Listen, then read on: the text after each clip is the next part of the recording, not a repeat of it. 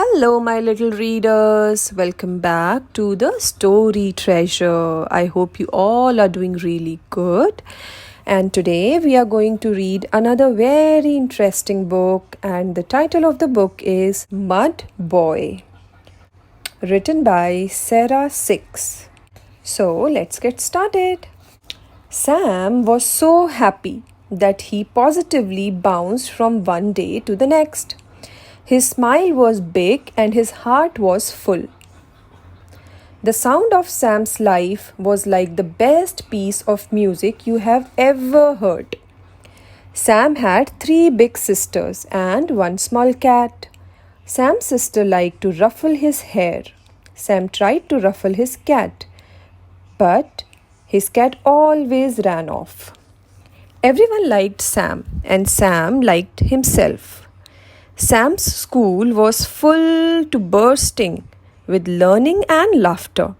Sometimes Sam missed being at home, but mostly he loved being at school. His world felt right and Sam felt happy. But then, one Friday, it began. The mud. At first, it wasn't too bad. Small bits of mud came Sam's way and he just pushed them off. The mud didn't stick to him at all. Just one girl was throwing it. She aimed her mud words at Sam's peachy cheeks. "Go away, fat face." Then she aimed her mud words at his bottom. "Big bum, big bum." The other children giggled. Sam giggled too, but only on the outside.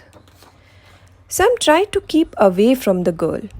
He moved towards his friends, but his friends moved away. Sam could hear whispering.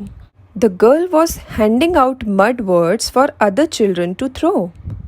A huge thud of mud hit the back of Sam's head. He tried to shake the word off, but the mud was sticky and it stuck. Every day at school, children waited for Sam. They thought it was fun to cover him in mud words. It wasn't fun for Sam. The soft, wet mud became hard and dry, and Sam felt as if he was cracking. The mud stopped him smiling. It stopped him talking. It clogged up his ears. So he couldn't learn at school anymore. The mud words are getting louder and bigger and pulling him down. Sam became heavier and heavier until he felt like he couldn't move and he couldn't breathe. The mud was getting inside his head. Even though people said good things to Sam, he couldn't hear them. Nothing got through the mud. The music had stopped. Sam didn't know what to do. He got home from school and climbed into his wardrobe. He hugged his legs and closed his eyes. Now, when Sam thought about school, he felt sick and scared, and his tummy hurt. He sat there for a long time. It was quiet and dark. The cloth smelled familiar, and being curled up was comforting. Sam felt safe. He wanted to stay there forever. At the far end of the wardrobe, something moved.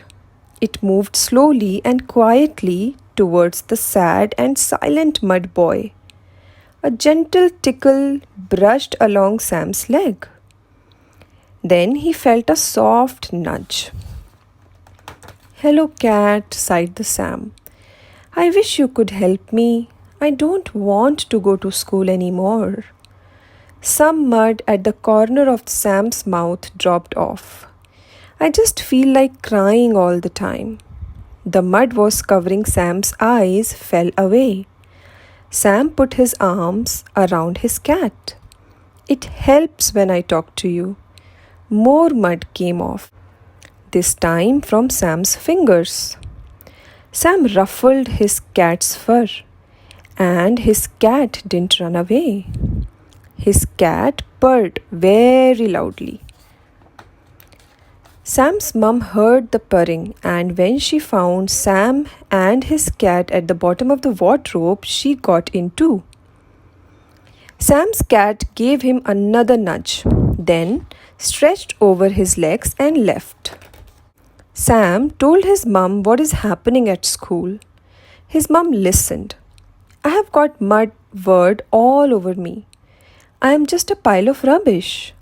Sam's mum listened some more. Then she said, mud words can muddle your mind and make you believe things that aren't true. Now you have told me we can begin to unmuddle things together. I love you, Sam. The heavy mud that was pushing down on Sam's shoulder clomped on the floor. Sam sat up tall, and his head disappeared up in jumper. He and his mum laughed and laughed.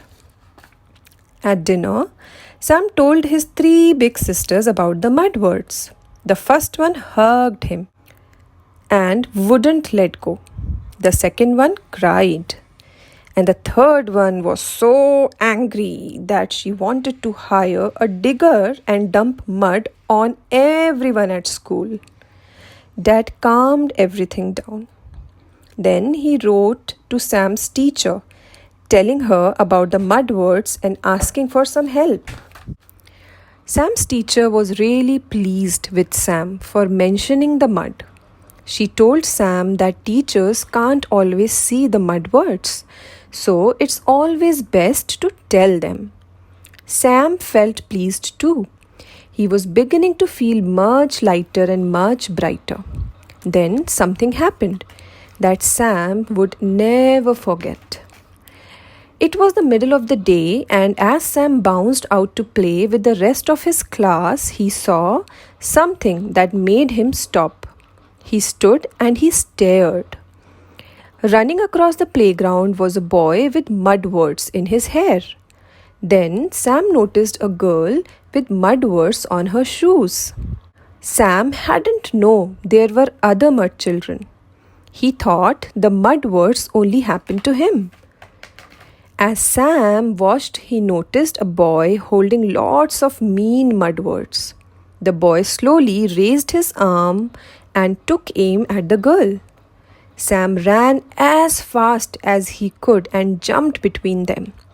He put up his hand and shouted, "Stop!" The boy stared at Sam. Sam stared back. He could feel his heart beating. Then the boy dropped the mud word and walked away. Sam turned to the girl and looked at her kindly. "Don't worry," he told her. "I know what to do. And by the way, I really like your shoes." The girl looked up at Sam. Her smile was big. Sam's heart felt full. He knew he had done something right and good. Later that night, as Sam flopped onto his bed, he felt sure that he could hear something. He listened for a while, and then he started humming along. The music was back, and it was the best piece of music you have ever heard. Wow, what a beautiful story, isn't it, my little readers? So what we have learned from this story, I want you guys to share with me. What I have learned from this story is that it's really bad to say mean words to others, right? We should always respect each other and we should always treat them with kindness. This is what I learned. What have you learned from this story? I would love to hear back from you guys, and I'll be waiting for your email. Do let me know. And if you really like this video, please give it a thumbs up. Okay, and until we meet next time, please take care and happy reading. Bye-bye.